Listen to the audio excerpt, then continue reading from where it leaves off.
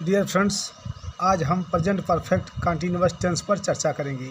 उसके पहचान पर चर्चा करेंगे, उसके हेल्पिंग वर्ब पर चर्चा करेंगे, उसके मेन वर्ब पर चर्चा करेंगे, उसके टाइम पर चर्चा करेंगे और how to translate into English इस पर चर्चा करेंगे। चलिए देखते हैं। सबसे पहले प्रेजेंट परफेक्ट कंटिन्यूअस टेंस की पहचान है हिंदी वाक्य के अंत में रहा है, रही है, रहे हैं आदि शब्द आता है। हिंदी वाक्य के अंत में रहा है, रही है, रहे हैं आदि शब्द आता है। इसके साथ समय भी दिया रहता है। समय के लिए, टाइम के लिए सिंस फार का प्रयोग करते हैं। टाइम के लिए सिंस फार का प्रयोग करते हैं।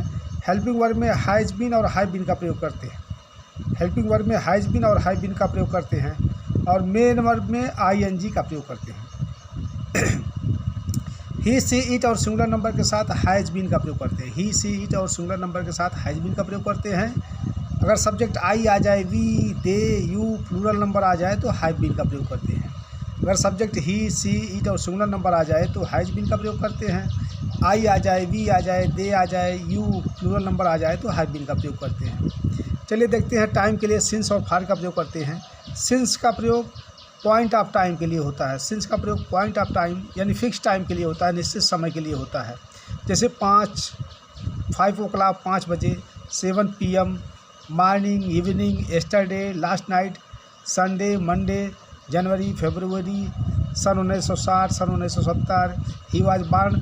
जो फिक्स टाइम रहता है उस सब के लिए इसका प्रयोग करते हैं, सिंस का प्रयोग करते हैं। सिंस का प्रयोग फिक्स टाइम के लिए करते हैं, पॉइंट ऑफ टाइम के लिए करते हैं जो आया है। फार का प्रयोग देख लीजिए। फार का प्रयोग पीरियड ऑफ टाइम, समय की अवधि के लिए करते हैं। फार का प्रयोग पीरियड ऑफ टाइम के लिए करते हैं यानी समय की गिनती के लिए। जैसे 2 घंटे, 3 घंटे, 4 घंटे, 2 days, 3 days, 2 month, 3 month, 4 month। तो गिनती जो होता है, गिनती के लिए इसका प्रयोग करते हैं। जैसे 2 years है, 3 years है, 4 years है, 2 weeks है, 3 weeks है आदि के लिए करते हैं। पीरियड ऑफ टाइम के लिए, समय की अवधि के लिए इसका प्रयोग करते हैं। ये हम लोग देखते हैं, जब हम लोग ट्रांसलेट करेंगे तो समझ में आता जाएगा। आइए देखते हैं। वह 2 घंटे से पढ़ रहा है। वह 2 घंटे से पढ़ रहा है तो ही, सी, इट और सिंगुलर नंबर के साथ हैज़ बीन का प्रयोग करते हैं। तो ही हैज़ बीन, क्योंकि इसमें समय दिया है। हिंदी वाक्यांत में रहा, रही है, उसके साथ समय दिया है तो he has been reading. He has been reading. 2 घंटे से है तो गिनती का समय है तो 2 घंटे के लिए फार का प्रयोग करेंगे। For 2 hours, for 2 hours, hours. तो पहले subject, helping verb, main verb. तो he has been reading for 2 hours। दूसरा है तुम सुबह से पढ़ रहे हो। तो तुम आई के साथ, यू के साथ, I, we, you, they plural number के साथ हैव बीन का प्रयोग करते हैं। तो यू हैव बीन, तुम सुबह से पढ़ रहे हो। You have been reading since. देखिए फिक्स टाइम है तो सिंस का प्रयोग करते हैं। Since morning, you have been reading since morning.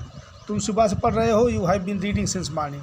जब फिक्स टाइम होता है या पॉइंट ऑफ टाइम होता है तो सिंस का प्रयोग करते हैं। और पीरियड ऑफ टाइम के लिए फार का प्रयोग करते हैं, गिनती के समय के लिए फार का प्रयोग करते हैं। चलिए अगला देखते हैं। नंबर 3। वे लोग 3 घंटे से पत्र नहीं लिख रहे हैं।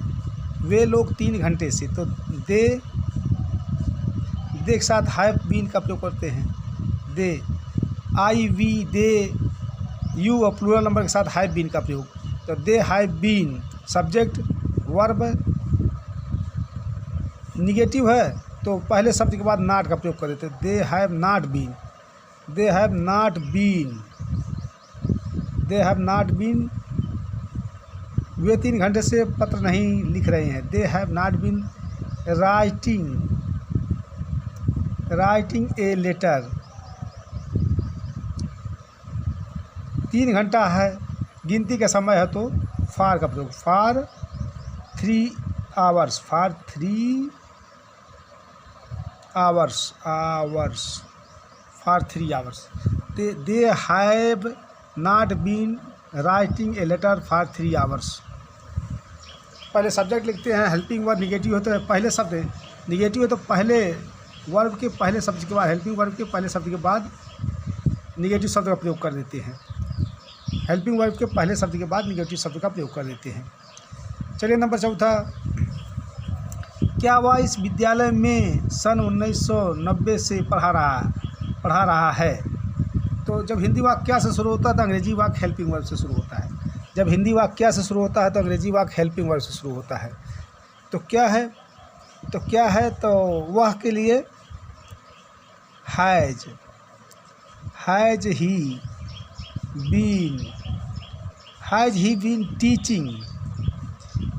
ही been teaching in this college. Fix time है तो सिंस का प्रयोग सिंस 1990। तो has he been teaching in this college since 1990। अंत में क्वेश्चन मार्क का प्रयोग करते हैं। अगर क्वेश्चन है इंट्रोगेटिव है तो क्वेश्चन मार्क का प्रयोग करते हैं। नंबर 5वां देख लीजिए, 5th नंबर, वह 5 बजे से कहाँ जा रहा है? वह 5 बजे से कहाँ जा रहा है? तो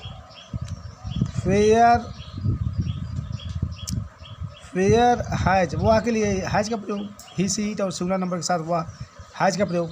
तो where has he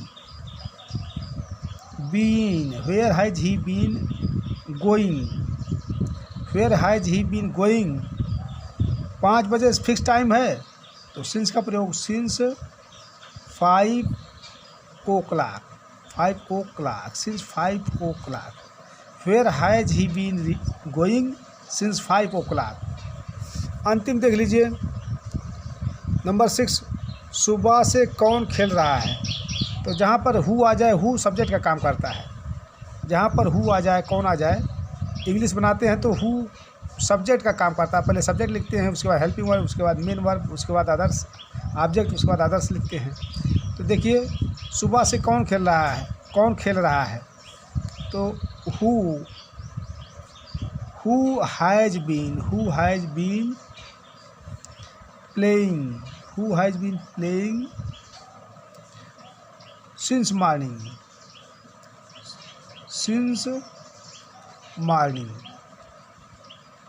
Who has been playing since morning। सुबह से कौन खेल रहा है? Who has been playing since morning। अंत में क्वेश्चन मार्क लगा देंगे, क्योंकि इंट्रोगेटिव है तो क्वेश्चन मार्क लग जाएगा। जय हिंद, थैंक्स फॉर वॉचिंग।